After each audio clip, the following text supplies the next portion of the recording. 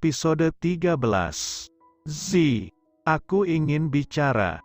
Mohon Bara saat melihat Zizi akan masuk ke dalam kosnya. Tidak ada yang perlu dibicarakan, Bar. Tolak Zizi. Zi, aku mohon dengarkan dulu penjelasanku. Untuk apa kamu datang repot-repot menjelaskannya, Bar? Toh kita tidak punya hubungan apa-apa lagi. Kamu akan menikah dengan Arum. Zi, aku akan menceraikan Arum setelah dia melahirkan.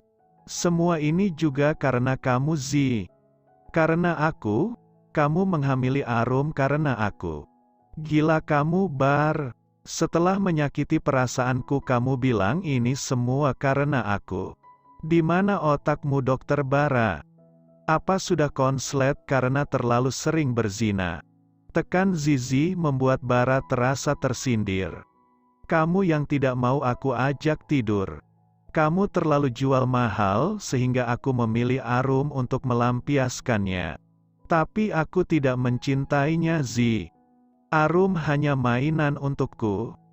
Setelah anak itu lahir aku akan menceraikannya dan menikah denganmu.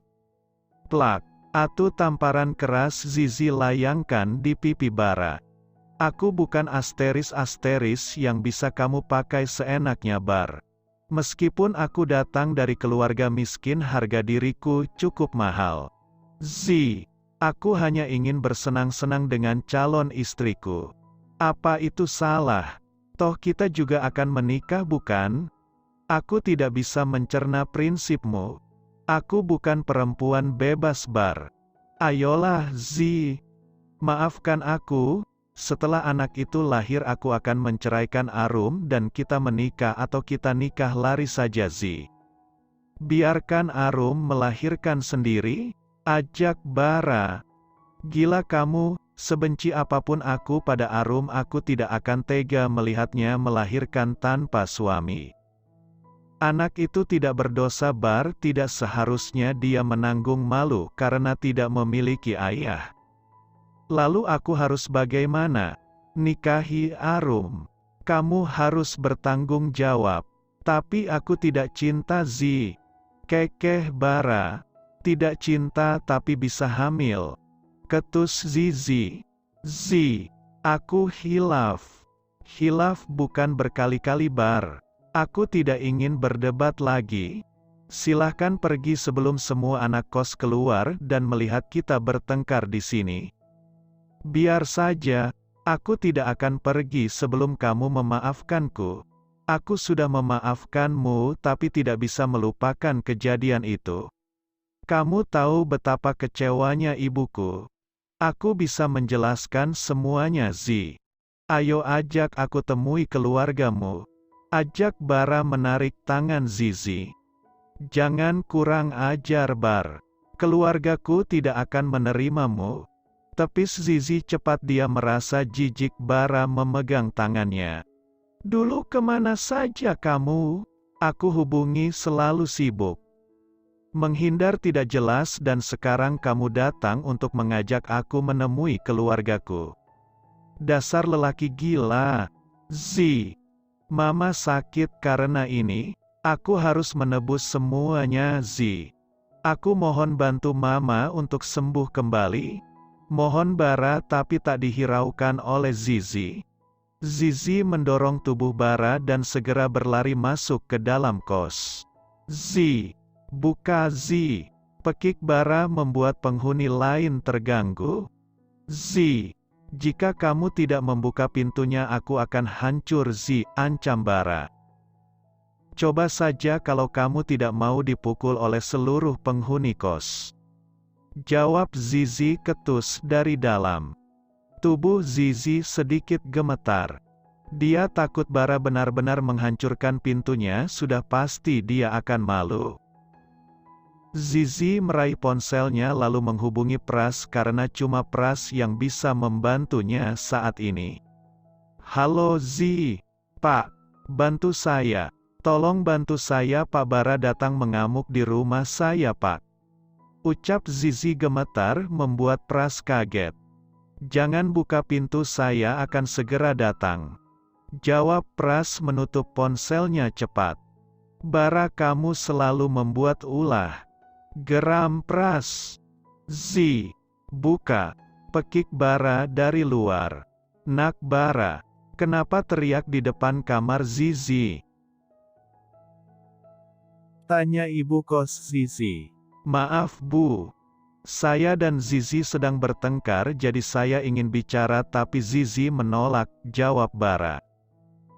Kalau begitu tunggu Zizi tenang ya nak. Lebih baik nak Bara pulang dulu, nanti setelah Zizi bisa diajak bicara baru kembali lagi karena teriak begitu mengganggu penghuni lain. Jelas ibu kos Zizi membuat Bara tidak enak lalu mengangguk. Bara menendang kakinya ke udara. Kenapa Zizi susah sekali diajak bicara, pikirnya. Bara segera pergi meninggalkan kos Zizi. Mungkin benar saat ini Zizi masih marah padanya. Lebih baik menunggu Zizi sedikit tenang. Tok, tok, pergi Bar, aku tidak mau melihatmu lagi. Pekik Zizi dari dalam kamar kosnya. Zi, ini aku Pras. Ucap Pras dari luar membuat Zizi bangkit dan membuka pintunya. Zizi langsung memeluk tubuh Pras, dia benar-benar takut karena Bara bertindak semaunya. Zi, hei. Ini masih di luar Zi. Ucap Pras pelan. Dia takut ada yang melihat dan salah paham karena tidak ada yang tahu kalau mereka suami istri. Zizi segera melepas pelukannya, dia benar-benar malu.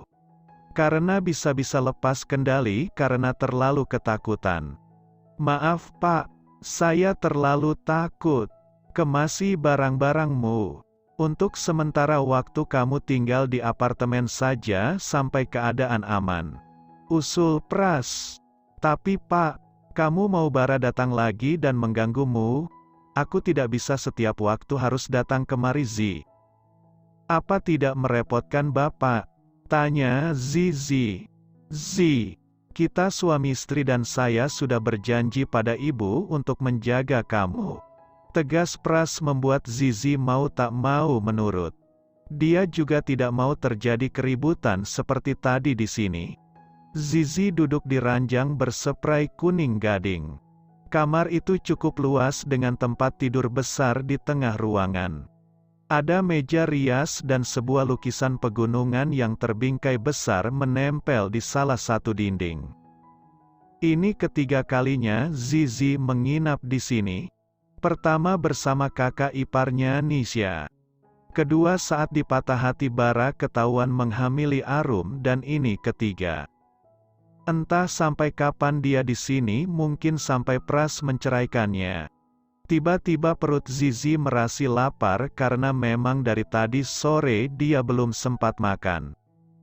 Rencananya akan masak saat pulang, tapi justru didatangi Bara. Pak Pras. Zizi memanggil Pras dengan hati-hati. Dia tidak enak kalau harus menjelajahi ruangan tanpa izin pemiliknya. Ada apa? Pras muncul dari balik dinding. Saya mau minta izin mau masak mie instan. Perut saya lapar, boleh? Tanya Zizi. Astaga Zi, aku kira ada apa? Ya masak saja. Kamu sudah tahu dapurnya di mana bukan?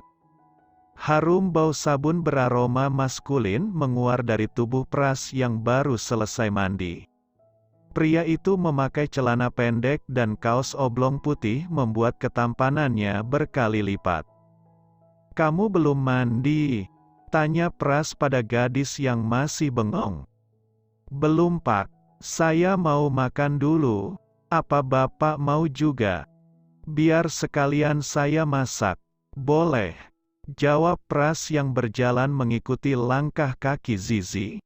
Pras duduk di meja minibarnya memperhatikan Zizi yang sedang asik mengaduk mie di atas panci. Sekilas Pras membayangkan jika pernikahan mereka normal pasti akan lebih romantis saat Zizi memasak dia memeluk dari belakang. Pras buru-buru menggelengkan kepalanya agar pikirannya hilang karena tidak mungkin Zizi dengan mudah menyerahkan diri padanya. Dia tahu Zizi seorang yang keras kepala. "Maaf ya Pak kalau mie-nya tidak enak karena saya tidak begitu pandai memasak," ujar Zizi saat menyiapkan makanannya di atas meja. "Terima kasih," ucap Pras tersenyum kecil saat Zizi memberikan semangkok mie instannya. "Kenapa tadi ke kantor?" tanya Pras sambil meniup mie yang masih panas. "Saya kira Bapak masuk," ceplos Zizi. "Kamu berharap saya masuk? Bukannya memang seharusnya begitu karena banyak pekerjaan," jawab Zizi. Mama sakit. Kenapa sekarang Bapak malah meninggalkan Tante Indah?" tanya Zizi. "Bara pasti sudah pulang. Apa Tante Indah tahu tentang kita?" tanya Zizi dan dijawab gelengan oleh Pras. Zizi sedikit lega karena dia takut jika Tante Indah tahu justru akan membuatnya kecewa nanti. Karena pernikahan mereka hanya sementara sampai Pras menceraikannya. Sedangkan Pras memang sengaja tidak mau memberitahu mamanya soal pernikahan ini. Sebelum Zizi benar-benar bisa membuka hati untuknya. Dia takut jika sewaktu-waktu Zizi meminta cerai nanti membuat mamanya kecewa.